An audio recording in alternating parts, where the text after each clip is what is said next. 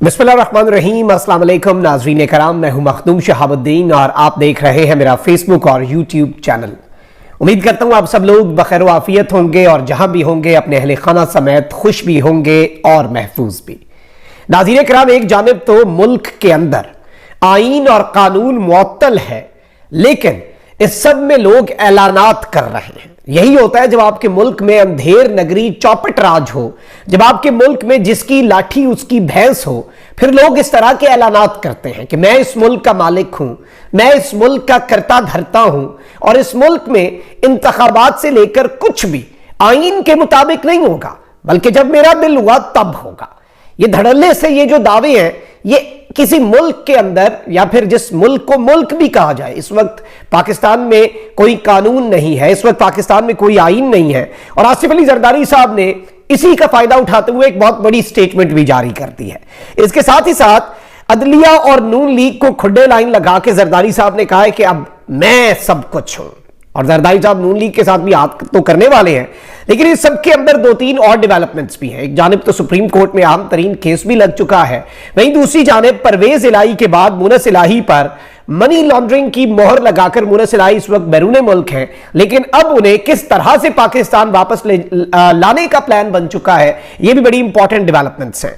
अच्छा, इस सब के अंदर तीन चार और बड़ी अपडेट्स भी मैं आपके सामने रख देता हूं अभी तक की सारी। सबसे इंपॉर्टेंट चीज यह है कि एतजाज हसन साहब ने मीडिया से गुफ्तगू की और इन्होंने कहा कि इस वक्त सबसे पावरफुल नवाज शरीफ हैं, जिनके फैसले जिनकी मर्जी से सारे फैसले हो रहे हैं, और आसिफ अली जरदारी की जो सियासत है वो कामयाब है अनफॉर्चुनेटली, क्योंकि मुल्क में यही सब कुछ हो रहा है। एतजाज हसन ने कहा कि लाहौर पुलिस ने 9 मई के वाकयात की मॉनिटरिंग लाइन तो जारी की है, लेकिन वो खुद कहां थी, ये मॉनिटरिंग लाइन ही इसके गले पड़ेगी। उन्होंने कहा कि 9 मई को आईजी, डीआईजी, एसएसपी कहां थे, इतने बड़े वाकयात हो गए, कहीं पुलिस नहीं पहुंची, उन बलवाइयों के पास आतिशी असला नहीं था, राइफल चलने का, पिस्तौल चलने का कोई वाकया नहीं हुआ, इतना कुछ हो गया, आईजी का अभी तक तबादला नहीं किया गया। तो एतजाज हसन साहब ने 9 मई के वाकयात के ऊपर कुछ बहुत बड़े सवालात उठाए हैं और इस सब के अंदर मैं आपको यह बता दूं कि एतजाज हसन साहब ने चीफ जस्टिस साहब के हवाले से भी बात की है कि उन्हें सियासी मुज़ाकरात का मशवरा देने के बजाय इलेक्शन की तारीख देनी चाहिए। उन्होंने कहा कि मैं चेयरमैन पीटीआई को मशवरा नहीं दूंगा, पीटीआई का वोट बैंक नहीं टूटा, वो कायम है। पीटीआई ने असेंबली से बाहर आने का फैसला गलत किया था, वो नहीं करना चाहिए था, और मैं इमरान खान साहब के लिए कोई मशवरा नहीं है, उनका वोट बैंक अपनी जगह पर कायम है। उन्होंने कहा कि इस वक्त पाकिस्तान में पावरफुल नवाज शरीफ है, सब फैसले उसकी मर्जी से होते हैं, सियासत से किसी को दूर नहीं किया जा सकता, और इस सब के अंदर आसिफ अली जरदारी जब चाहे शहबाज शरीफ को उंगलियों के इशारों के ऊपर नचा लेते हैं। तो यही इस वक्त डेवलपमेंट है, यही असल हकीकत है। अच्छा, वही दूसरी जानिब सुप्रीम कोर्ट में Supreme Court review of judgment and order act के खिलाफ दरखास्तें समाअत के लिए मुकर्रर कर दी गई है। ये वो एक्ट है, इससे पहले प्रैक्टिस एंड प्रोसीजर एक्ट था, उसमें सदर ने वो वापस भेजा, फिर वो खुद नाफिजुल अमल हुआ, लेकिन उससे पहले ही सुप्रीम कोर्ट ने उस पर स्टे दे दिया। रीसेंट जो एक केस था उसके दौरान एक सरप्राइज मिला चीफ जस्टिस को कि भाई इतनी खामोशी से पार्लियामेंट बिल पास करता है और सदर मुमलिकत आराम सुकून से 1 मिनट लगाए बगैर बिल्कुल अंडर द शेल्फ बस वो उसकी मंजूरी दे देते हैं। अब उसमें यह कहना कि सदर मुमलिकत जो है वो अगर इस पर साइन ना भी करते तो ये बिल कानून बन जाता, कम से कम रोला डलता, इससे पहले वाले भी तो सारे इसी तरह हुए, तो वो एक सवाल जरूर अपनी जगह पर खड़ा है। अच्छा भाई, दूसरी जानिब अब चीफ जस्टिस उमर अता बंदियाल की सरबराही में 3 रुकनी बेंच 7 जून को, यानी कि आज बरोज बुध 7 जून को समाप्त करेगा। जस्टिस एजाजुल एहसन और जस्टिस मुनीब अख्तर इस बेंच में शामिल हैं। ये 3 रुकनी बेंच बहुत से लोगों के लिए एक नाइटमेयर है, और ये 3 रुकनी बेंच जो है इस पर फिर वही वाली गर्दान तो होगी, फिर वो सारी वो जो एक चीजें होती हैं आज के दिन में आप देखेंगे, एतराज और ये सब कुछ। दरखास्त गुजारों ने Supreme Court judgments review act को कलअदम करार देने की इस्तदा कर रखी है, और इससे पहले मैं आपको यह बता दूं कि 29 मई को Supreme Court review of judgment and order act 2023 के निफाज का गजट नोटिफिकेशन भी जारी हुआ था। नए कानून के तहत 184(3) के तहत फैसलों पर 60 दिन में नजरसानी अपीलें दायर की जा सकेंगी। नए कानून के मुताबिक अपील फैसला देने वाले बेंच से बड़ा बेंच सुनेगा। तो ये चीज आपने ज़हन नशीन करनी है कि फैसला देने वाले बेंच से एक बड़ा बेंच बनेगा, उसमें फिर चीफ जस्टिस के इख्तियारात महदूद हो जाते हैं।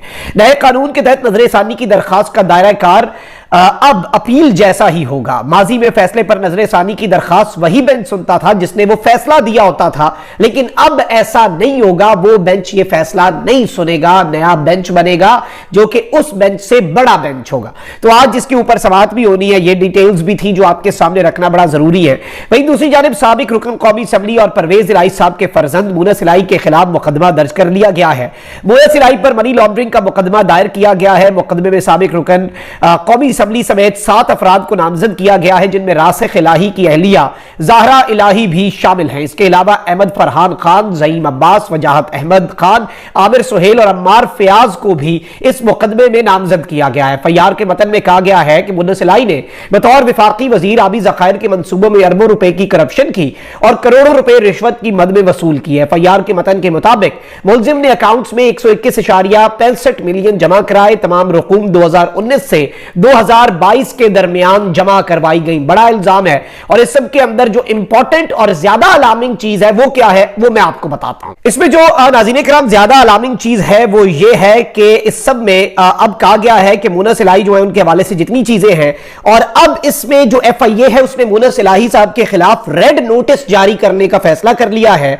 और रेड नोटिस जो है जाहिर बात है मुनस इलाही साहब के लिए कुछ मुश्किलात पैदा कर सकता है। वो बैरून मुल्क हैं और ये कोशिश करेंगे कि बैरून मुल्क से मुनस इलाही साहब जो हैं उन्हें अरेस्ट करके उन्हें गिरफ्तार करके किसी तरीके से लाया जाए। मुनस इलाही का मौकफ भी आ चुका है कि मीडिया और सोशल मीडिया से पता चल रहा है कि मुझ पर एक नई एफआईआर काटी गई है। कहा जा रहा है कि 5.25 करोड़ की मनी लॉन्ड्रिंग की है। पहले नैब ने मेरे सारे असासों की छानबीन की और अदालत में आकर कहा कि सारे असासे जायज हैं और अब अपना केस खत्म कर रहे हैं। फिर इन्हीं असासों पर एफआईए ने पर्चा काटा जो हाई कोर्ट से खारिज हो गया। मेरे सारे असासे डिक्लेयर्ड और टैक्स शुदा हैं। इनकी तफसील हर साल एफबीआर और इलेक्शन कमीशन में जमा कराई जाती है। 5.25 करोड़ का जो ये इल्जाम लगा रहे हैं, इसकी वजाहत मैंने कुछ दिन पहले दे दी थी कि ये वो रकम है जो डिक्लेयर्ड है, मेरे अपने जाती बैंक अकाउंट में जमा हुई है और मेरी मलकियत है। इस रकम का पूरा मनी ट्रेल मेरी टैक्स रिटर्न में मौजूद है। लेकिन आपको पता है कि इस वक्त मुल्क में ये चीजें मैटर नहीं करती। जो चीजें मैटर करती हैं वो यही है कि आप इमरान खान का साथ छोड़ रहे हैं या नहीं छोड़ रहे हैं। परवेज इलाही डटे हुए हैं, वहीं दूसरी जानिब शाह महमूद कुरैशी साहब भी डटे हुए हैं। अब आप देखें नाज़रीन किराम के शाह महमूद कुरैशी साहब जो हैं वो भी डट गए। वो इस वक्त जाहिर बात है बहुत से लोग तो डगमगा गए। 2 दिन 3 दिन से ज्यादा सबकी बस हो गई। फिर आपने सबकी फुर्तियां भी देखी, कोई भाग जाता था, कोई ये कर रहा था, कोई वो कर रहा था। Shah Mahmood Qureshi against all the odds जो है वो डटे रहे और अल्टीमेटली बहुत से पहले एक दफा गिरफ्तार हुए, फिर रिहा हुए, फिर गिरफ्तार हुए, लेकिन अल्टीमेटली उन्हें अडयाला जेल से रिहा कर दिया गया और अदालती अहकामात पर रिहा किया गया। अडयाला जेल के बाहर मीडिया से गुफ्तगू में शाह महमूद कुरैशी ने कहा कि पीटीआई के कारकुनों से कहता हूं कि इंसाफ का झंडा आज भी मेरे हाथ में है। उन्होंने कहा कि मैं कल तहरीक इंसाफ के चेयरमैन इमरान खान से मुलाकात करूंगा, जिसके बाद मैं मीडिया से मुफस्सल बात करूंगा। और उन्होंने कहा कि डीसी रावलपिंडी के कहने पर 3 MPO के तहत मेरी दोबारा गिरफ्तारी हुई। कैद में होते हुए कैसे नुक्से अमन के लिए खतरा बन सकता हूं। दोबारा गिरफ्तारी का मेरी नजर में कोई जवाज ना था। मैं तो कैद में तन्हाई में था, मैं किसको हिदायत या उकसा सकता था। उन्होंने कहा कि तहरीक इंसाफ के कारकुनों से कहता हूं कि आजमाइश का वक्त है, हौसले में रहे, हिम्मत ना हारे, हर गुरूब के बाद तुलू भी होती है।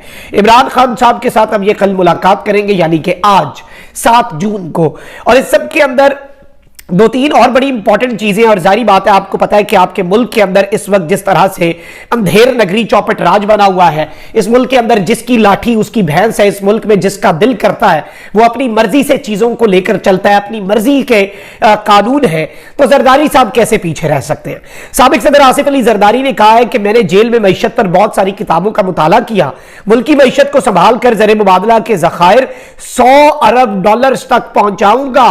जरदारी साहब ने बहुत बड़ा दावा किया। जेल उन्होंने गालिबन सदारत से पहले ही काटी थी, तो उससे पहले भी एक जेल काटी हुई थी, सदारत में कुछ कर लेते। अच्छा, लाहौर के बिलावल हाउस में आसिफ अली जरदारी से पीपल्स पार्टी के टिकट होल्डर्स ने मुलाकात की, जिसमें सियासी सूरत हाल और आइंदा के इंतखाबात पर तबादला ख्याल किया गया।